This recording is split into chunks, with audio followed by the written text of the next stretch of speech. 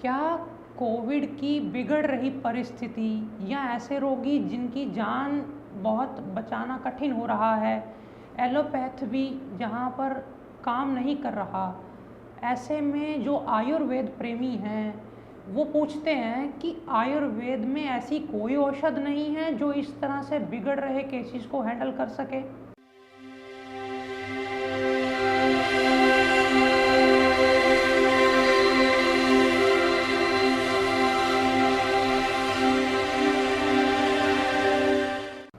क्योंकि कुछ दिन पहले मैंने नॉर्मल साइन सिम्टम्स वाले लोगों को सुझाव भी दिया था और चिकित्सक भाई बहनों को मैंने प्रार्थना भी करी थी कि आप भी आगे आओ, और हमारे पास कितने ऐसे रसायन हैं, कितनी रसवटियाँ हैं जो इंस्टेंटली काम करती हैं। उनमें से एक नाम मैंने लिया था त्रिभुवन कीर्ति रस, जो कि बहुत लोगों ने इस पर काम करना शुरू कर दिया है, और जो पहले से कर रहे थे इस पर काम, मेरे कहने से भी पहले से, उन्होंने भी अपना फीडबैक दिया कि नहीं, हमें इससे बहुत सेटिस्फैक्शन है, ये बहुत कारगर है इस तरह के सारे साइन एंड सिम्टम्स और वायरसेस के ऊपर, और ऑथेंटिक ये हमारे ऋषियों द्वारा है, ऐसा वैसा फार्मूला नहीं है।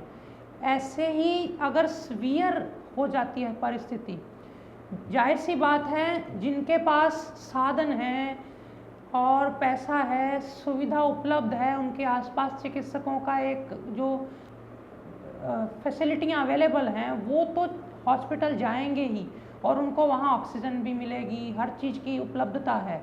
कुछ इलाकों में ऐसी सुविधा है ही नहीं।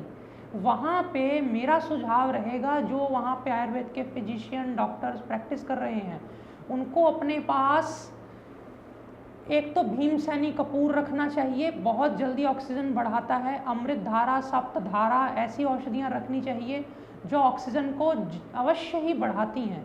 लेकिन जिनके फेफड़े डैमेज हो रहे हैं, जल्दी से वायरस रेप्लिकेट कर रहा है और ब्लड के पैचेस बना रहा है, किसी किसी को सांस रुक रही है, ऐसी परिस्थितियों में हमारे पास यूँ तो बहुत रसवटियाँ हैं, लेकिन एक मेरी जो मनपसंद रसवटी है वो है कास श्वास चिंतामणि रस। कास श्वास चिंतामणि रस जो है ये बहुत ही कारगर है। जिनके फेफड़ों में ब्लॉकेज आ गई है, अचानक से कफ बढ़ता जा रहा है, पैचेस बढ़ते जा रहे हैं, ब्लड क्लॉट्स आ रहे हैं, या सांस नहीं आ रहा है, फेफड़ों की सीवियर कंडीशंस में भी ये काम ली जा सकती है। लेकिन यदि जिन चिकित्सक भाई बहनों ने इसे यूज़ पहले नहीं किया, क्योंकि हज़ारों औषधियाँ हैं, इसमें कोई शेख ही नहीं, कोई चालाकी नहीं, कोई होशियारी नहीं कि मैं सारी औषधियों को जानता हूँ।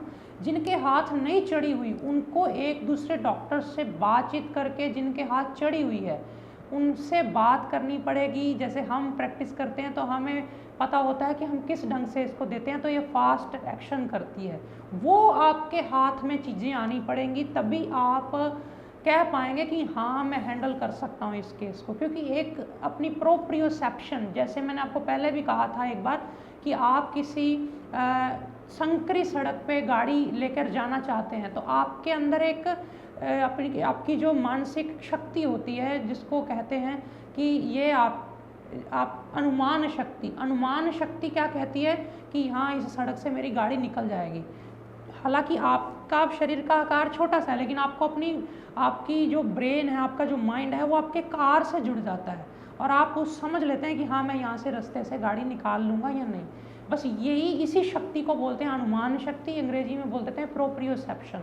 ये प्रोप्रियोसेप्शन तभी आती है उस चीज़ पे बार बार प्रैक्टिस करके, कुछ फेलियर्स, कुछ अच्छे बुरे हर तरह के एक लाइफ के होते हैं, लेकिन आप उससे जुड़ जाते हैं औषधि से। बस ये चीज़ अगर आपके हाथ में आ गई तो आप इस कास श्वास चिंतामणि रस से सीवियर, एक्यूट और जो थ्रेटनिंग केस होते हैं उनको भी हैंडल कर सकते हैं। मेरी प्रार्थना है सरकारों से, मैं इस समय फ़िलहाल इतना समर्थ तो नहीं रखता कि बहुत सारी टीम हायर करके इस पे मैं अभी तुरंत इस पे काम करके और पैसा लगा करके या कैसे भी इसका जो प्रोटोकॉल सरकार ने बनाया है इसको अप्रूव करा लूँ।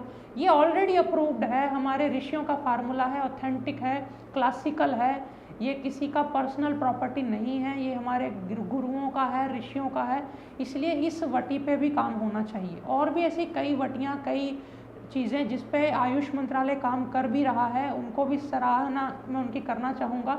लेकिन बहुत वास्ट है आयुर्वेद, हमें भी इसको स्प्रेड करने के लिए इस पे रेगुलर नई नई चीज़ पे काम करना पड़ेगा। हम ये नहीं कह सकते कि हाँ हमने 4 गोलियाँ चुन दी हैं, बस कोविड इसी से ठीक होगा।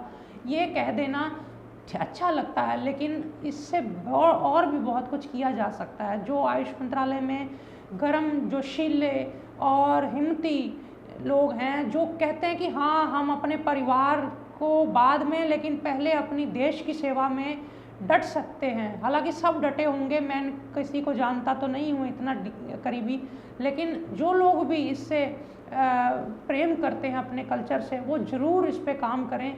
और मैं भी कोशिश अपनी जारी रखूँगा, अपने हाथ पैर चलाता रहूँगा जहाँ तक मेरा अपना एक एफर्ट हो पाया। भगवान जैसे बरकत करेंगे, जिस तरह की उनकी रजा होगी, ये ज़रूर आगे बढ़ना चाहिए।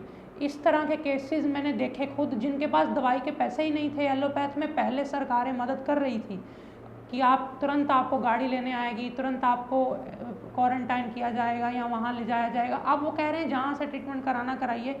अब वो खुद ही पैसा खर्च करना लोगों को पड़ रहा है। शायद मेरी जानकारी गलत हो, लेकिन जो लोग आकर बताते हैं उनके एक्सपीरियंस से पता चलता है कि क्या सपोर्ट हो पाई गवर्नमेंट्स की तरफ से या क्या नहीं हो पाई। इस वजह से मैं कह रहा हूँ कि अगर आपको अपनी नैया डूबती हुई लगे तो आपके पास ये साधन होने चाहिए। आप अपने जो डॉक्टर्स हैं आयुर्वेद के, वो अपनी जो आपके पास एक इन्वेंट्री होती है या जो एक आपके पास कलेक्शन होती है जिसको आप ट्रीटमेंट के लिए यूज़ करते हैं, उसमें आप ज़रूर इसको शामिल करिए, काष्ठवास चिंतामणि रस को। और जो लोग पहले से ही कर रहे हैं वो अपनी फीडबैक, अपना अनुभव इसमें ज़रूर साझा करो। दूसरे चिकित्सक भाई बहनों की भी मदद करो। आज फ़िलहाल इतना ही। नमस्कारम।